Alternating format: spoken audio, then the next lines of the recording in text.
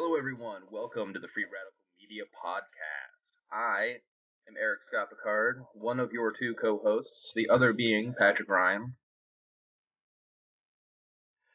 Tonight, we've got an interesting show. We are joined by Kilindi Iyi. He's the head instructor and technical advisor of the Tamarian Martial Art Institute. He's a mycologist, teacher, and world traveler who has presented on the subject of high-dose psilocybin from the U.S. to Norway to Australia. Honestly, there's quite a lot of talks and lectures by our guest on YouTube. You can look around for some of those. I'm sure we'll get into some of those as well. So, Kilindi, how are you doing tonight?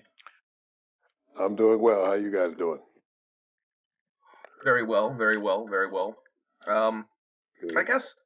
I guess first of all, tell us a little bit about your background and how you got into this into this field of study, and how it kind of connects with everything that you do. Well, I'm a practitioner of traditional African fighting sciences, also contemporary African fighting sciences. And if you understand about martial arts, not just Africa, but basically all over the world, the traditional martial arts utilize hallucinogens, entheogens, psychedelics, whichever way you want to call it, according to your sensibilities on the subject. They're utilized. That's how the ninjas were developed, and many different styles of Japanese sword fighting, Aikido, others were developed to a high level through the ingestion of entheogens, be it Penjat Salat in the Indonesian archipelago, whether it be Eskrima or Kali in the Philippines. They all utilized some form of entheogen or hallucinogen to augment the sensitivity of their study. So, me being a martial artist and a traditional African martial artist, they would have different potions and different powders and different snuffs that were utilized to, in initiations and also before battle or contests that were utilized. And I always wondered what these things were. And I found that they had a coexistence with other world entheogens that people were using for many times the same thing, for sorcery, for personal power, for traversing the multiverse, whichever way you want to put it together. That's what they were utilizing it for, and it was the same in the martial arts. So coming out of the 1960s with the, of course, popular culture of the Summer of Love and LSD and psilocybin and other things that were floating around then, I understood through study and research that many of the compounds utilized in Africa had a mushroom base to them. They may have, you may be drinking rhinoceros piss and lion hair and dirt and leaves from the trees, but the basic bottom line part of it was that you were ingesting mushrooms, or either they were giving you some type of DMT brew. And several warrior societies in East Africa and in West Africa utilize the acacia and different monoamine oxidase inhibitors to do the same thing that they're doing with ayahuasca in South America, the same thing they did with soma in India, and the same thing they did with homa, be it Iraq, Iran, or ancient Persia. So my background as a martial artist led me into the research and study of entheogens and what was being ingested by the different priesthoods that they were giving to the initiates that brought about these changes in consciousness and understanding of the inner workings and inner sensibilities of martial arts. So that's a little bit about my background, how I started with the entheogens back in the 60s, late 60s, and early 70s. It was difficult at first because mushrooms and things weren't just floating around. So hooked up with the right people. Right, right. What particular parts of Africa did you do these studies in? Oh, Sudan, Egypt, uh, Guinea, Ghana, Gambia, Senegal, South Africa. Um, those were my haunts, I guess you'd say. But basically, in a lot in West Africa. Okay, okay. Yeah, interesting, You know, interesting. That's a good that's a good cross section of Africa there. Obviously, you know, um, a lot of people don't realize what a huge place Africa is and how different the traditions are from place to place. But yeah. it sounds like you've had some pretty good experience in a lot of different locations. How is Well, Oh, go ahead. no, no. I was just saying I wanted to hit north, south, east, and west as best I could, and I still have a lot of places to go and a lot of places to experience because, as you said, Africa is the a pretty big place. People think of Africa, and I think the school system kind of makes it um, makes people think that it's a country. I think George Yeah, Bush said it was a country at one time, but it's actually a continent, and yeah, the largest habitable land base on Earth. Of course, yeah. you got all up in Russia and Siberia and stuff like that. But who wants to live up on the ice? You can't farm, you can't do anything. But Right.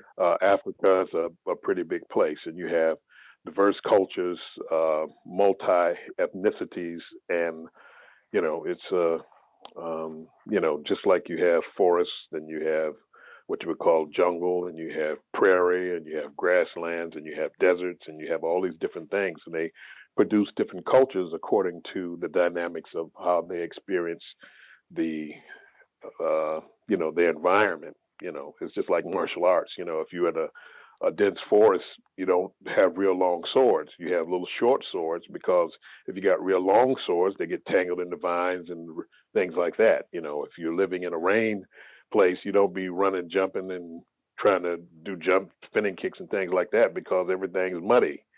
So you sit down or you plant. So the environment is part of that, and then the um, different entheogens in that environment play a big part, including the animals and things like that that are all part of this thing. Mm. So in your travels then through Africa, I'm curious. We've talked a lot about shamanism in South America, right? Yeah. That seems to be a pretty popular subject today. Well, how much of the shamanic tradition in Africa is still like intact and preserved? Oh, well, it's definitely intact and preserved. Although you have young people now who want to get to the city and have BMWs and Visa and Mastercard, so there are not as many people apprenticeshipping themselves to uh, the the different sections of how knowledge is conveyed on the African continent because there's several ways. There's the um, social groups, the age set social groups, which are a big part of it. There are also the secret societies. There are the individual apprenticeships to different men and women of power. And then there's the traveling wanderer, where you travel to different places and you get knowledge uh, pretty much all over, and you kind of blend it together for your own benefit. Um, so, you know, you may be a young boy of 13, and all the boys at that age are grouped together in a group society, and they stay basically together as friends and close comrades all the way through their lives, through their initiations. In one of the villages that I'm associated with, where we had many different martial arts excursions and conferences, they still um, they still come and get the young boys. In other words, one night when you reach uh, just past puberty or just before puberty, according to how many young boys in the village, they come and throw a bag over the young boys head, carry them off to the bush, and there they go into their manhood training. They still do these things on the African continent, and the young boys who are gathered together with the other young boys. They're part of an age group set that, as I said before, will stay together the rest of their lives. But then you have those people who go out and move from place to place and seek power by not becoming part of a particular society, because many societies can be in conflict. You know, if you have the leopard men, they don't get along with the crocodile men, and the crocodile men don't get along with the elephant guys, and so on and so forth. So if you join the crocodile society and you have the crocodile energies and sensibilities and all those things on you and their totems, then the uh, crocodile men know that. You know, they know that, oh, this is a leopard guy, so, we can't give him many of our secrets. But if you don't attach yourself to anyone and you go around and you seek understanding and knowledge, that's another way of getting an understanding. And the power plants is all deeply held inside of that. Interesting. And as far as the power plants go, you were saying that is it primarily psilocybin mushroom based, or are there a wide variety being used? Oh, there's a wide variety. I'm just partial myself to psilocybin. They have the daturas. They have many different types of things that I have absolutely no idea what they are, because in Africa, secret still means secret. Many times, in other places, secret is secret unless you can come up. If you come up with $1,500, then the secrets are revealed. Sure. But in but in but in Africa, it's still secret. So each um, person of power, will have their own formula, their own way of masking whatever power plants that they're putting in their particular formulas for your initiations and things like that. And then they have ordeal poisons also, that take you to the brink. Um, they have one mushroom that um, you can only get when you have to be at least 70 years old and be an upstanding uh, part of the community. You must have had children and grandchildren and wives and contributed to society, but they won't let you take it until you're 70 years old, because it actually kills you. You actually die, and they have a way of putting you in the river and certain things that they do to bring you back. But everybody doesn't come back. So if you don't come back, they bury you with a hero's burial. If you do come back, then the peers of that person, those who have went and done this journey before, will then ask the questions about what you saw, so that you can get a report from the land of the ancestors in real time, because this person just didn't do a sojourn with the power plants. This person actually dies and comes back and lets you know what's going on the other side and what messages and things like that.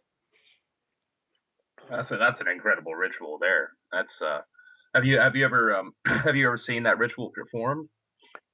No, I haven't seen that one. You have to. I'm not quite 70 yet, and I don't know if I wanted to particularly do that one either. I like the LD50 of psilocybin myself. It's like when there was a king in Ghana who wanted me to be one of his personal bodyguards, but I declined because see, like I said, it's a little different in Africa. You have certain kings still to this day that when they die, his bodyguards go in the hole with him. You die when the king dies, because the king needs bodyguards on the other side, so you die with him. You know, so Okay, yeah, since sure. this guy was about 80 years old, and I didn't want to be that close to him in case he kicked off. So and since I was from, it was a great honor because I was from here. I was from the States, and that got me out of it. If I'd have been traditionally from the village, I couldn't have, in good conscience refused. But since I was here, I pulled the, I'm from the U.S. card, and it's a great honor, but not this time. probably a good decision. Yeah, probably a good decision. Yeah. That's fascinating, though. That these traditions, they're still being practiced. So Yes. Well, yeah. yeah, go on. No. I was just saying that. Yeah, they're still practiced. It's not as much, of course, as the olden days, but they're still being preserved. You have people who have sat down and will not let these things die. Do you? I had heard an interview with you talking, and I'm sure many of our listeners are familiar with Terence McKenna and his whole 5 dried grams, the heroic dose. Yes. And in the interview, I remember you speaking about you taking an outrageous amount of psilocybin, and that was pretty much the customary practice within that shamanic tribe or ritual. And I was just wondering if you could sort of elaborate on that a little bit. Well, that's what seems to keep me. I'm not gonna say in trouble because I'm not in trouble, but keeps me on the tips of the tongue of many folks. Some folks say that since I'm taking, the highest I've went now is 31 dry grams, but folks are saying that he's trying to say he does more than everybody else, and it's a pissing contest, and I'll get people into trouble, young kids trying 31 grams and things like that, and that's definitely untrue. I've been a proponent of responsible use of entheogens, so we don't have any problems, we don't have any bad publicity. That you do this incrementally. You don't just start out doing 31 grams. You move up slowly, and there's no rush, nor is there a area where you have to try to prove anything to anybody, and that's not what I'm trying to do. I'm trying, and pretty close to what Terence says, to go where no one has gone before, to see what no one has saw, to experience what no one else has experienced, and to see how deep this rabbit hole goes. 5 dry grams. Anybody who takes 5 dry grams of psilocybin has, I take my hat off to them. That's a courageous dose. It is a heroic dose, but it is only the beginning of the hero's journey, in my opinion. We don't know what a hero's dose is because each new level brings new challenges.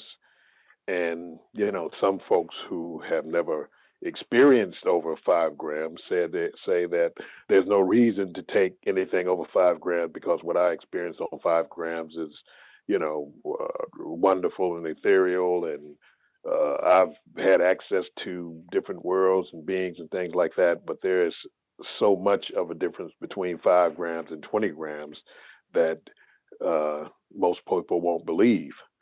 Now, Terence had challenges himself with psilocybin. And he talked to many of the shamans in South America who would not take high doses of psilocybin. Mm-hmm. I, in my personal research and understanding from dealing with psilocybin at these levels, is that it is the quintessential hallucinogen of this planet. It is the only one that you can get the DMT straight, no chaser, no alchemy, and it's the oldest one. To make ayahuasca, you need, number one, you need to know how to make fire. Unless unless lightning strike the house and you're gonna cook it up, while the house is burning down, you're gonna have to have a pot or some type of vessel to hold it in, that would be able to do that. And then you got to find the two plants to put together, you know, to be able to make these things. You know, the people who push ayahuasca, you know, I told them that the mushrooms taught them how to make ayahuasca. They were highly upset.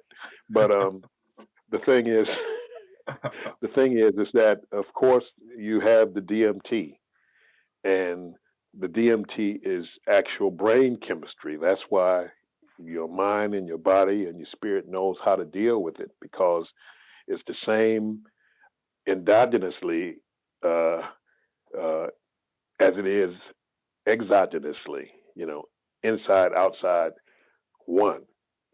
So the thing is that your body knows how to handle it and knows how to deal with it, and you don't have any difficulties. You know, you don't have to worry about, you know, the special diets and things like that. No wine, no red wine, no cheese, no chocolate, and, all those different types of things. I'm sure a lot of people got bumped off um, eating some fermented food before their ayahuasca trip because of the monoamine oxidase inhibitors.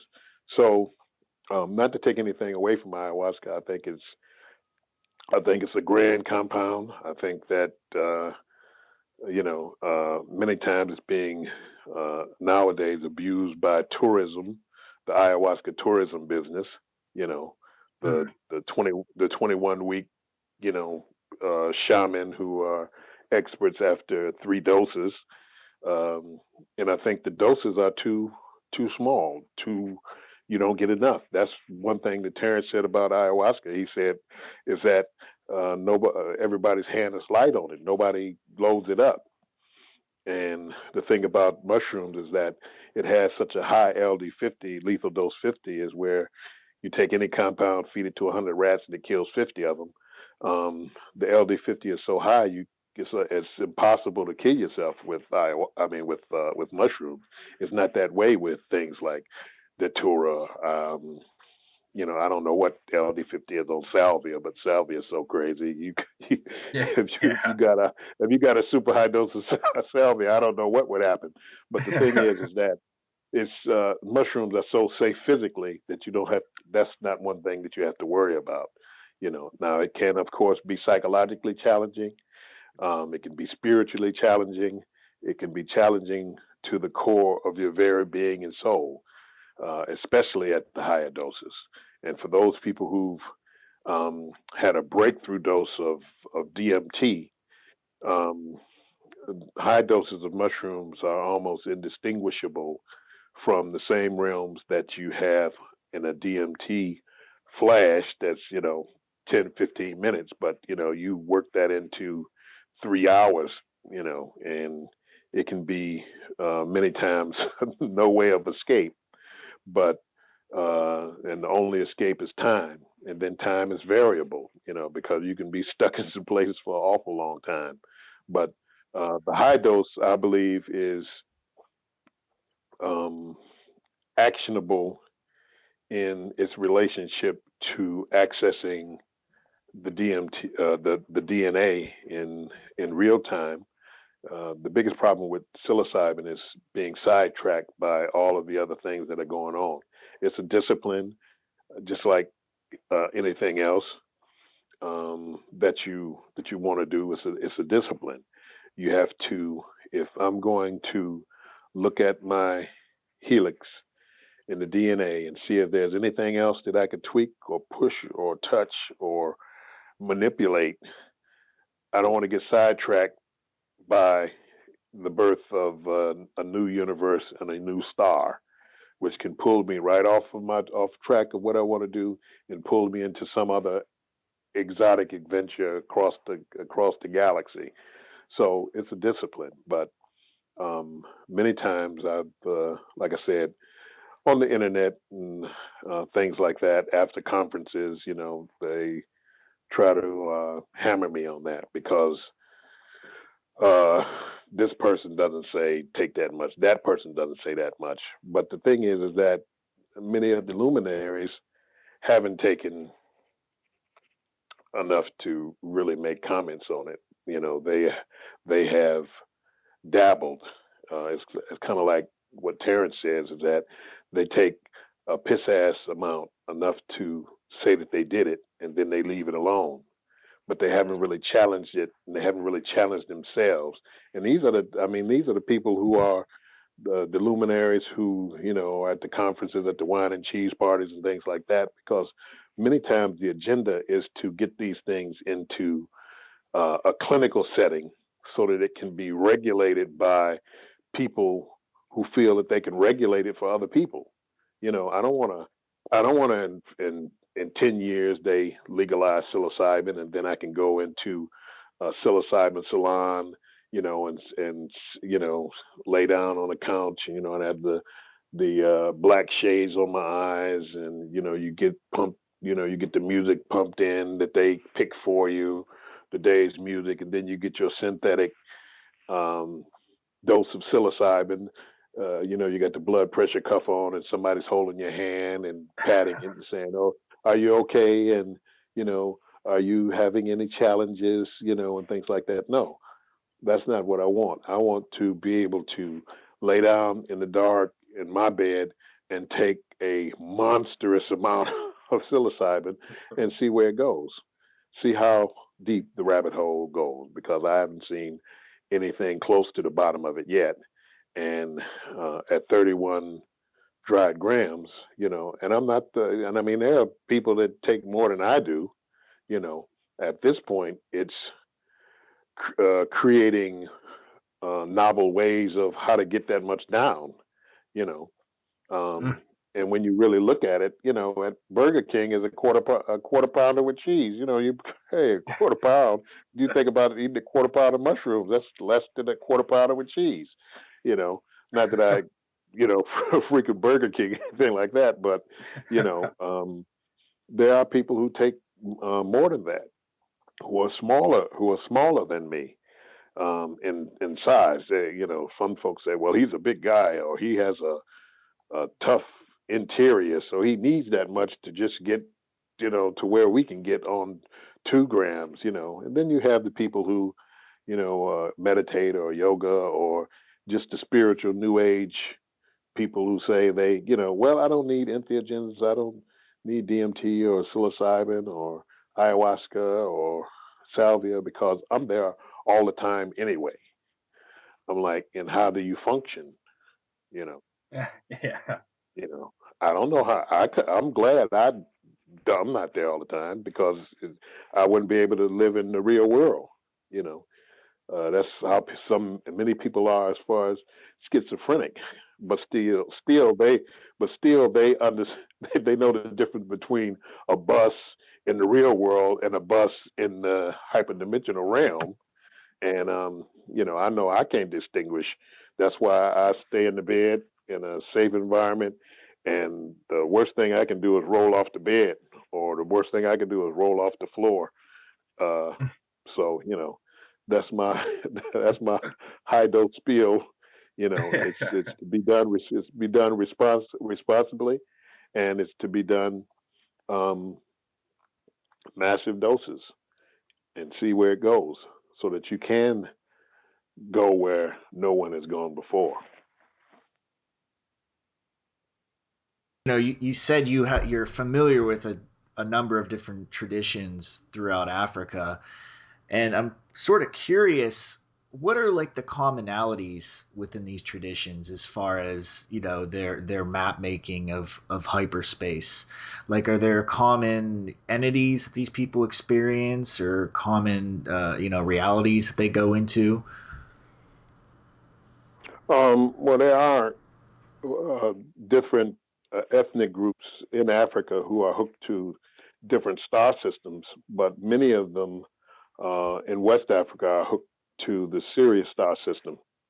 Um, so they talk about things like Fae. Fae is a planet in the Sirius star system where, um, like the Akan people in West Africa come from, and so traditions are hooked to that star system, and they have common entities. They have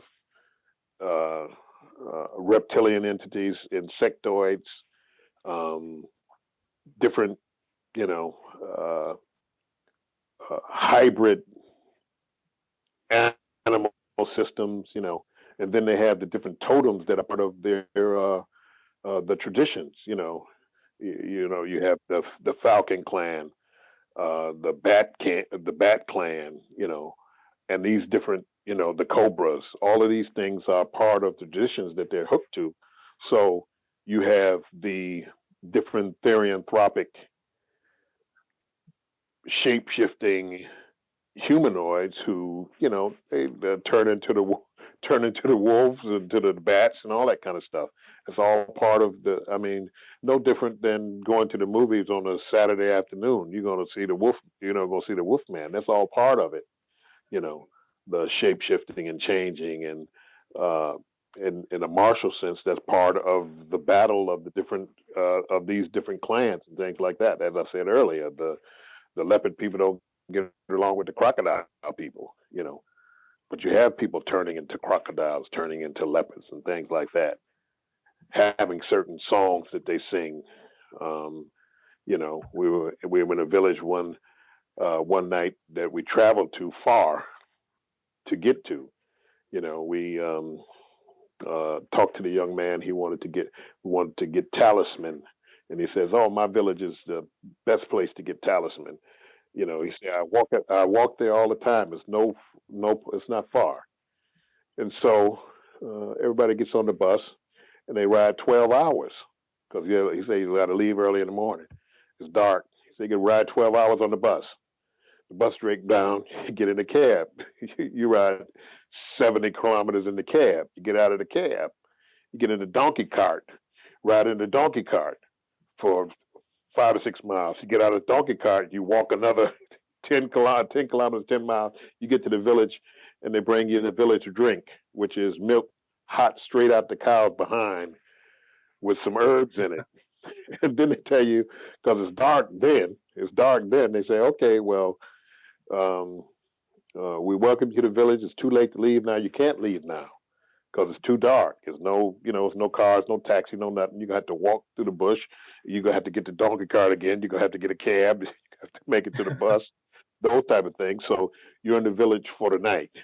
And so they say the outside toilet is over here. You can go that far.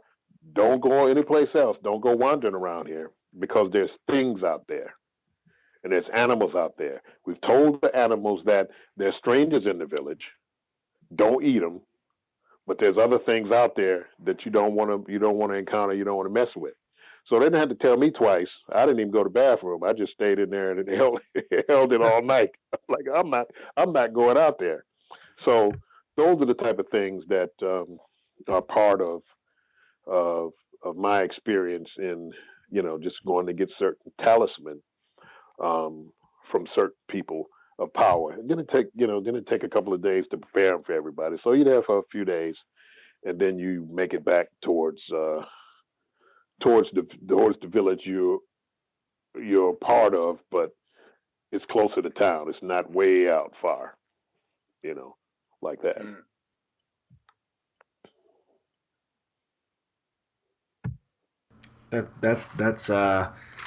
That's interesting to compare these different tribal modalities, because I was always, only really familiar with, ibogaine or iboga, and the idea that these, it's so prevalent in Africa and no one here in the West really ever talked about it or studied it. It's fascinating to hear about this. I mean, you're really the only guy, at least in the whole psychedelic scene, that really has anything to say about this sort of thing. So it's super fascinating listening to you talk about it. Well, even the Iboga, I said, I said at Breaking Convention in Canterbury when it was out further in the UK. I said that people were telling me they were taking Ibogaine, and I knew it as Iboka at that time. Well, I knew it was Ibogaine also, excuse me. But when I first heard about it from Dr. Kweku Ando, who was fourth generation herbalist who um, I don't know whether he went to Cambridge or Oxford or one of those universities. He was a traditional herbalist, and then he went to study plants and plant morphology and biology and all that kind of stuff at the university.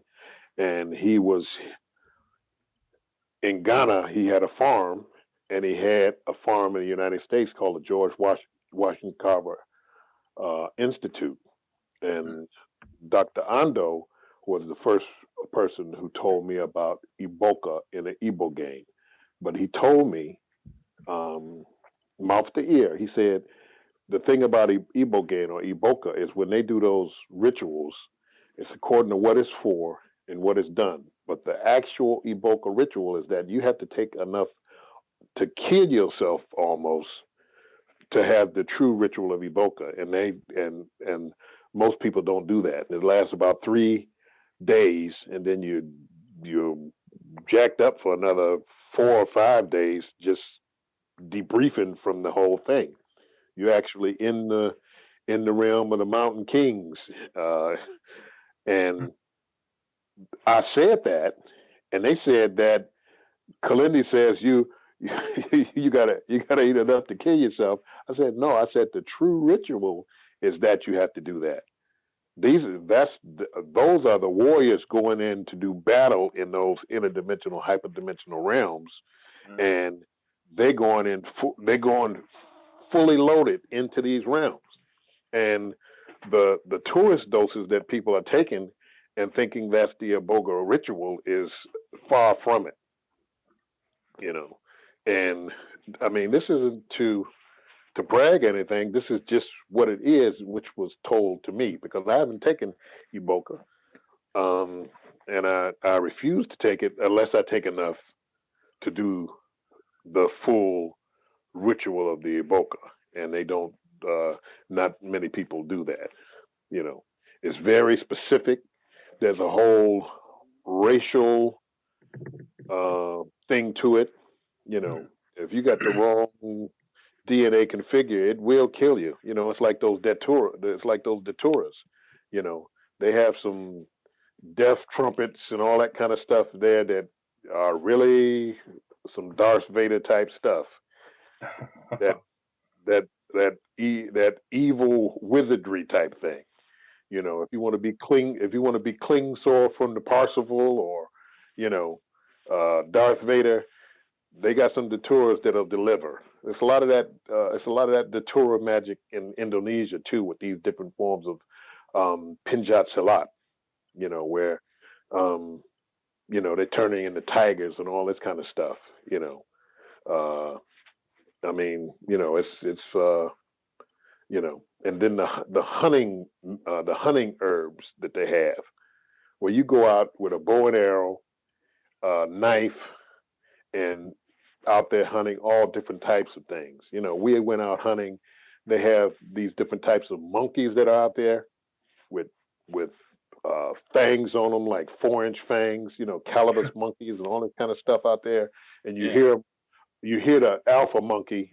You know, um, even in the village where I stay in the mangrove swamp, um, there's a alpha monkey out there, and he's about 4 foot tall. And if you go back out that far, you hear him because he thinks you're coming to deal with he thinks you're coming to mess with his females. So he will kill you dead as Jesus in 2 seconds if you go back too far. So those hunters, you know, some of them have the old guns. These guns maybe 150, 200 years old, and they pouring powder in them and all this kind of stuff. Because we went out with the hunters too. I'm not a hunter because I'm vegetarian. I ain't gonna eat it. I ain't gonna kill it. Um, so, but we went out to see what the hunting was like, and those hunting herbs and things like that for stuff for seeing in the dark and seeing other things that out there. That's a solitary thing. They go out there for days by themselves, and it's something to experience. You know? That's incredible. You could be walking out there. They say, look out for that tree, because because it's so dark. Sometimes it's so dark out there. You're walking to a tree or something like that, but they take that stuff that they can see in the dark. Yeah, that's incredible. That's incredible.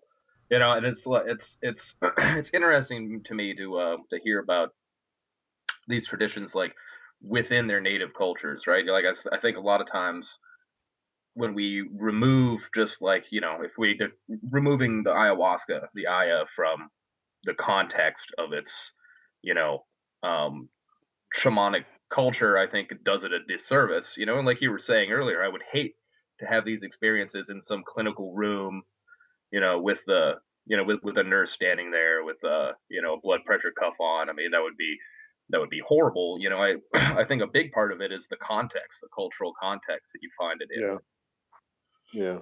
I You mean, know. there's ways to do it respectfully, and get the most out of it. But these folks who um, go down for the weekend, have 3 sessions, then start cooking it, on the upper east side of New York or in the village or something like that, and then start having ayahuasca sessions for $350 a pop. I think does it a big disservice. And um, uh, but I think that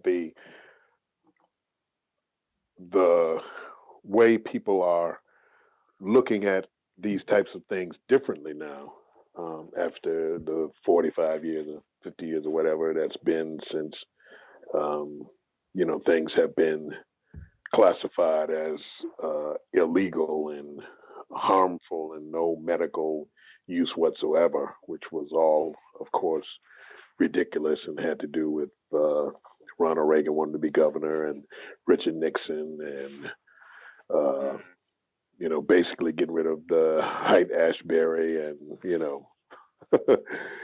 Yeah. Kesey and the Merry Pranksters and the acid test and all of that because um, it changed the face of America. Nobody cared anything about a tree before 1967. Trees were to be cut down and you make furniture out of them. You Right. know, a desk or some floor. But after psilocybin, after LSD, after Tim Leary and the rest of the crowd there, people started when they took the LSD and looked at that tree and saw it shimmering and saw the energy inside of it, saw the tree move, the faces in the trees and things like that. They said, "Oh my goodness, trees are alive!" And started hugging trees. There was no no conservationist movement, you know, no green movement, you know, Yeah. no Yeah. love movement, no gay movement, none of that Mhm. stuff, none of that out of the box stuff was prominent before the hallucinogens came in and changed that whole thing. And I think that's what Terrence talked about, and part of that whole stoned ape theory about, um, you know, changing the the nomadic tribe, you know, from male dominance hierarchy to partnership with within a few thousand years of ingesting psilocybin on the grasslands of Africa. You the trees started receding, grass started growing, uh, bipedalism became a definite asset. If you're trying to get to the fruit on the tree, if you got high grass, standing up made a big difference because you got large predators waiting for Eddie and Jeffro to try to make a run for the apple tree. Um, you know, and anybody bent over can't look up over the grass. They got ate, so they become part of the fossil record because most of what we see as what they call proto-human were contemporaneous with one another. You know, all of these different groups were walking around at the same time. Neanderthals and Homo erectus. There's still a lot of Homo erectus around. You know, and they were all having sex. You know, I mean, a Neanderthal woman may not be Marilyn Monroe, but on a if you get caught short one night, you know, she's better, better enough. She's better enough, you know. Right, Yeah. right, right. Yeah, it's actually I was having a conversation very recently about that about this. You know, there's that moment in time that anthropologists, you know, they call it various things. The quantum leap of human thinking is usually how I hear it phrased. You know, so it basically represents the time that we went from being, yeah, you know, I don't know what the just like a hominid, another animal, to being, you know, an awakened human being, right? Learn how to chip Eh, to building pyramids. right, Yeah. exactly. You know, and like the anthropologists, they don't really have any kind of explanation for why this occurred, although there's a lot of theories. You know, it's got to be some combination of factors, obviously, but it's certainly a special, interesting time. You know, and I think entheogens, you know, I think it is wrapped in with entheogens, you know, in some way. Yeah. Well, we're still in that. We're still in that. We're still in that first phase. Mm-hmm. The, you know, the Vedas, you know, the Upanishads in India talk about that in the galaxy there are 432,000 humanoid types. You know, Mm-hmm. that's not dealing with all the other things that, you know, just puddles of neurons that interact with one another, which are much more highly evolved than those 432 humanoid types. That of that 432,000, maybe 100,000 of that species are so-called civilized, and human beings are not part of that. You know, Mm. and we're just moving out of the phase where we're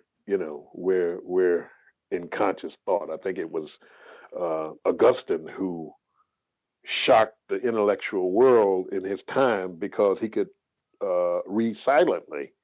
Uh-huh. You know, I think it's James, what's his name, with the bicameral mind, that people could read, but they couldn't read silently and then say what they read later on. Everybody read out loud, you know, when Yeah. reading first started, you know. And when reading first started, of course, the intellectuals said, well, if you do this reading stuff, it will destroy memory. But if, but you could then pass on information generations in the future through writing and then reading it then. But no, we just in the first phases, and it caught on, and now we're getting ready to make the leap, and that's really what the dangerous portion of these hallucinogens are. The X-Men. That's what these folks in control fear is the Mm-hmm. X-Men. Just like, you know, just like in the back of Superman, the last scene, he said, "The problem with me is that you can't control me," and that's what is the problem with the control freaks is that hallucinogens wake up or a singularity occur, and you're no longer human and no longer controllable, because really that is what our journey for. Um, it is for access to be able to become more than the human through the transhumanistic phase very quickly into a fully sovereign actualized super being through the utilization uh, of the hallucinogens, you know. And I think that um, Jack Kirby Mm-hmm. of Marvel Comics, Yeah. who was really the genius behind it. Not Stan Lee. Stan Lee was the nephew of the guy who had uh, the comic book empire before it was Marvel. It was Jack Kirby who went through all those different things and really laid down the basis of what the transhumanistic future would be, because he created most of those characters. Some he made with Stan Lee, but most of those characters he created. And if you saw the last Avengers, you know, I like to use movies. You have um, the Hulk, who was zapped by cosmic rays. We're moving into new field of energies with new cosmic rays that haven't been experienced before. You have the God gene with Thor, those genes that can be actualized and pulled out that run coexistent with the humanoid monkey DNA. You have the super soldier, which is Captain America, which is being produced at MIT and Stanford and other universities around the world dealing with the super soldier program. You had then the technological, which is Iron Man, and the Black Widow, and so on and so forth. This is what is the difficulty. What is the next phase once the singularity occurs? What will this human being be once he's no longer a human being as he's moved through the singularity that can be brought about through technology, through AI, but also organically by just taking the next phase of the entheogens in doses that we never had a chance to be able to take because it had to be captured from nature. It had to be shared. It had to be all this. When Terrence and Dennis cracked the cosmic code of being able to develop psilocybin in the comfort of your own kitchen closet, it released when psilocybin fanaticus, the PF tech came along, and then the internet pushed it. You can make enough psilocybin in your basement to take doses that no human being had ever been able to take before then. Yeah, that's totally true. Yeah, you don't have to wait for the rains to be right. You don't have to be waiting on the cows to make enough pies so everybody can have enough. So these are the type of things that we just got to the point to where we could do this in the last 10, 15 years. Yeah. So it's like that approach, and I really like that term, organic singularity. I think you used it in a couple of the lectures we've listened to. And that's kind of like a new face of transhumanism. One that I haven't really seen explored very much. Yes, because the transhumanistic community, they feel that it's going to be the cyborg, the AI. Once they get a deep wave to to work right, or deep blue, or one of these computers to say, okay, I'm here.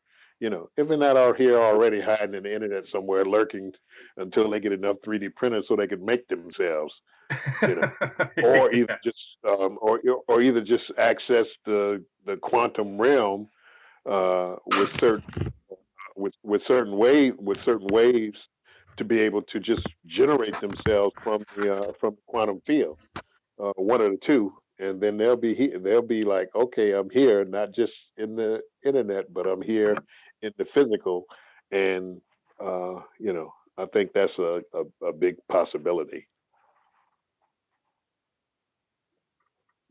Yeah. I think it is too. I think it's an interesting possibility. Sometimes when I listen to technological transhumanist talk, it sounds it can be terrifying. Yeah. It can be pretty truly terrifying, and I kind of prefer the idea of like human consciousness speciation, or some kind of human-centered, organic kind of humanistic idea. Well, I mean, when you deal with when you're dealing with Ray Kurzweil and Hugo de Garis and these other guys who are part of this, I think Hugo, in his book The Art Wars, put a good face on it in saying that we don't know what this thing is going to do, and we don't know what human beings' relationship to this thing is going to be, or what it's going to do. So the biggest thing with the whole AI community is creating a nice AI that won't kill everybody when it gets going. These beings are inferior. right. I think it was. I think it was.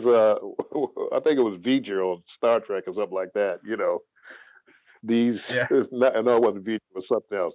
It was the one where he said these humanoids are infesting the Enterprise and stopping it from performing its main function. So we have to get rid of these humans. That type of thing. Gene Roddenberry, folks would. And we won't even go into the Twilight Zone. But the thing is that um, this is a big possibility, and dealing with a friendly AI is one of their biggest things, the biggest problems, you know. And the last thing I really said when talking about this in the lecture was that the artificial, I said that the artificial intelligence is the humanoids who are creating the organic.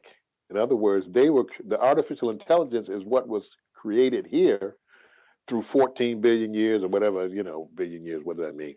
14 billion years between the so-called Big Bang and today was to create these beings who are the artificial beings named Ray Kurzweil and others who are going to create the organic who is going to come out of this whole thing.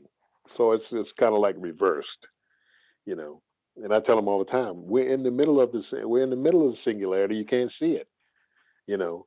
Yeah. These things are being generated by those the super computers, all this stuff is all this stuff is being generated. So it's a way to see that through high doses of these DMT containing um, access points to the multiverse. Yeah. Yeah. Yeah. Yeah. And I think you're right. I think we are in the middle of the singularity. I mean, we've talked about this before. It's at the beginning of the Renaissance, in the middle of the Renaissance, nobody was calling it the Renaissance. You know, people weren't aware Oh, because I mean, this was just the culture of the time, right? And it's only years later that you can look back and say, oh, well, this was a special period of time. But oh yeah, they were doing. I think a lot of us feel like this is a special period of history. Well, no doubt about it. I mean, if we went back to somebody in the 1700s and brought them to this current era, they'd be absolutely stunned. But if they went back to the 1500s and brought them to the 1700s, I mean, there were quite a few new discoveries, but it was Yeah, relatively the same, you know. yeah. You still go ride. You still gonna be riding on that horse cart and you know Yeah, giving right. giving the potatoes to the pigs. That's pretty much it. But you can see that um, uh, the discoveries and things are exponentially um, speeding up and things. Even from we look. I think I was looking on Facebook and they said that the little micro SD card contained all the information. They had like 40,000 floppy disks and so many CDs and all this kind of stuff. And they say this little itty bitty thing. So things are getting smaller, they're getting faster, and as you get smaller, um, things start working on their own. And they're in the middle of this and trying to figure out how to control it. Um, and you can, like I said, you can see it. Uh, 20 grams, you can see it almost immediately. You know what's going on. You know. Just like at that like quantum level, right? Just like Yeah. that Yeah. small. Yeah. Yes. Yes. It becomes self-aware. You know. Mm. You can't stop it from becoming self-aware. You know. And why? That's that. Like I said, that's the reason why I'm trying to get up ahead of the curve because it's getting ready to go straight up. Well, it's actually Mm. going straight up anyway. I'm just trying to get ahead of ahead of the train. Ahead of the train. Uh, Right. yeah. So these are the type of things that I talk about and think about and try to share. And many times, like I said, the um, Many of the folks, they just want basically, the whole clinical area of it, and that's why I say that ayahuasca may be a medicine, but psilocybin is not a medicine. Number one, saying everything is medicine, first of all, puts you in the point of being sick. Number one, and number two, um, Mm-hmm. I look at psilocybin as a tool of exploration of the multiverse, not as a medicine. So, um, it can be used as a medicine. Anything can be used as medicine. Water is medicine, but we don't say, okay, you're going to take your water medicine today. No, you know, uh, let your food be your medicine and your medicine be your food.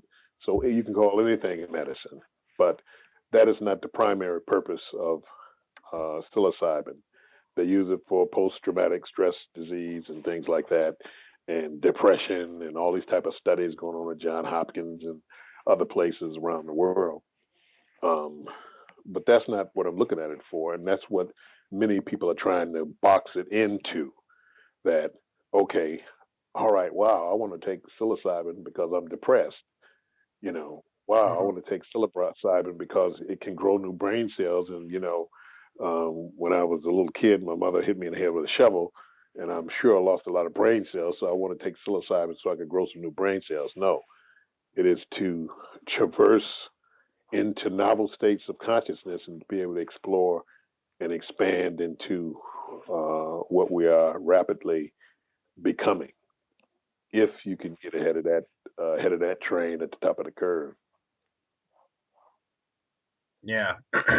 Yeah. We actually just had a conversation with an herbalist not too long ago. A couple herbalists who would say the same thing. When you look at things as medicine, I mean, that implies that you're sick. You know, and you're right. I don't think that's really the right way to approach it. You know, and certainly these things have uses. That to get us ready for this big cultural technological shift that we're experiencing. I think a lot of people aren't ready. No, they are taking their psilocybin and ayahuasca and the other things to put you in a state of readiness. You know, Right. because the things are going to get a lot weirder and really fast. And if you aren't used to weird things happening, if you aren't used to weird things coming through the room and flying through the room and wormholes opening with sentinels of power stepping into your bedroom, or your bedroom dissolving and you someplace else. If you're not used to that, you know either you'll sink or swim. But it's good to practice being a super being. Yeah. Well, Kalindi, it looks like we're about at our time. Um, I don't know. Do you want to tell everybody where they can get a hold of you or look at some of your work? Well, I'm on YouTube and have a Facebook group, the First Detroit Entheogenic Conference group is on Facebook, and then, like I said, I'm on YouTube. If you just Google my name, you'll get a lot of stuff, and you'll eventually get to me if you like. My website's down right now. We're putting up a new one because the one I had was from like the '90s, so I'm just putting up a new, more efficient website that is kind of like more modern. I had one of the oldest, clunkiest websites on earth. It worked, but uh, Yeah. just expand it up a little bit. So it'll be up in March. But if you Google my name, you'll get to me, and you'll eventually get to the new website, which will be up in March. Okay. Awesome. Yeah, and as always, all that stuff will be linked in the description to this video. Kalindi, it's been great. I had a really fun conversation. Oh, well, I enjoyed you guys having me on. If you need me back for anything, just give me a call and I'll come back on. We'll Awesome. absolutely do that. All right, everyone. Free Radical Media Podcast. I'm Eric Scott Picard. Kalindi, good night. Thanks a lot. Nice. Thanks a lot. Thank you.